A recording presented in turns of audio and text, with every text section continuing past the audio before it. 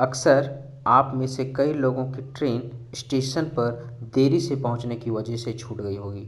तो ऐसी समय में बातचीत के दौरान आप में से अधिकांश लोग सुने होंगे कि काश मैं भी डीआरएम होता तो ट्रेन को थोड़ा देर और रुकवा सकता था। आप लोगों ने इस नाम को तो सुना ही है, लेकिन क्या आपको पता है कि यह पद क्या है और इसका काम क्या होता है? कैसे इस पद का चयन होता है और कितनी सैलरी मिलती है?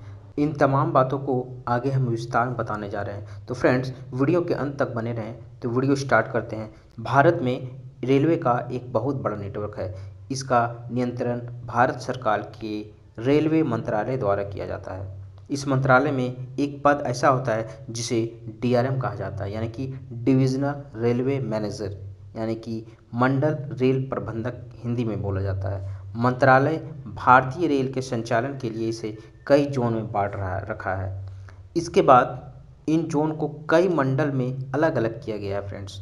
तो हर मंडल का अपना एक मुख्यालय भी होता है। फिलहाल अभी भारत में टोटल 19 जोन हैं और 70 मंडल हैं। इन्हीं 70 मंडलों में डीआरएम की नियुक्ति की जाती है।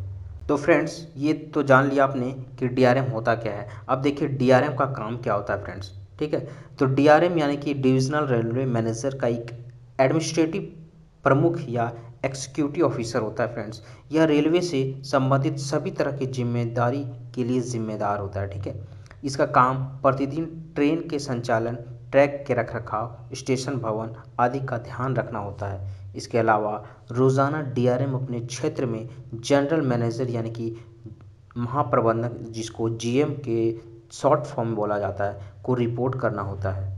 अब जानेंगे कि रेलवे यानी कि डीआरएम बनने का योग्यता क्या होता है। तो डीआरएम यानी कि डिविजनल रेलवे मैनेजर बनने के लिए उम्मीदवारों को सबसे पहले किसी भी मान्यता प्राप्त संस्थान से या विश्वविद्यालय से ग्रेजुएट होना चाहिए। ठीक है, इसके बाद उम्मीदवारों को आईईएस यानी कि इंडियन इंजीनियरिंग सर्विस एग्ज़ाम या फिर सिविल सर्विसेज एग्ज़ाम को देना होता है।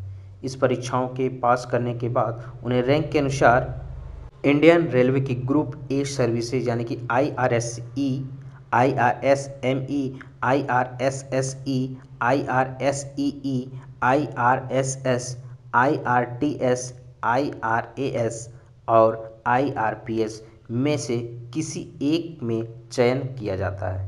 उम्मीदवारों को इन पद पर 2 साल की ट्रेनिंग के बाद प्रोबेशनर जूनियर स्केल ऑफिसर के तौर पर असिस्टेंट इंजीनियर या असिस्टेंट पर्सनल ऑफिसर के पदों पर प्रमोट किया जाता है।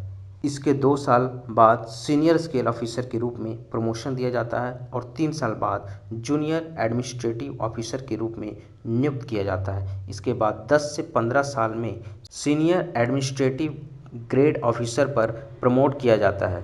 वहीं इसके बाद एडीआरएम यानी कि असिस्टेंट डिविजनल रेलवे मैनेजर पद पर दिया जाता है। उसके बाद एडीआरएम के पद पर 4 से 5 साल काम करने के बाद डीआरएम यानी डिविजनल रेलवे मैनेजर के रूप में बनने के योग्य हो जाते हैं। अब देखते हैं फ्रेंड्स इसके सैलरी के बारे में। तो रेलवे यानी कि डीआरएम की कितनी सैलरी होती है। तो फ्रेंड्स, डीआरएम की सैलरी लगभग 1.5 लाख रुपए पर मंथ होती है। इसके साथ ही इन हाई सैलरी के साथ ही आवास, वाहन जैसी सुविधाएं भी दी जाती है। डीआरएम रेलवे विभाग का एक हाई पोस्ट है, इसलिए रेलवे ऑफिसर को अच्छी सैलरी के साथ कई सुविधाएं भी दी जाती है। तो फ्रेंड्स, वीडियो यदि अच्छा लगे तो वीडियो को लाइक करें, शेयर करें और इसी तरह जानकारी के लिए मेरे चैनल को सब्सक्राइब करें। मिलते हैं अगले वीडियो में, तब तक के लिए जय हिंद, जय भारत।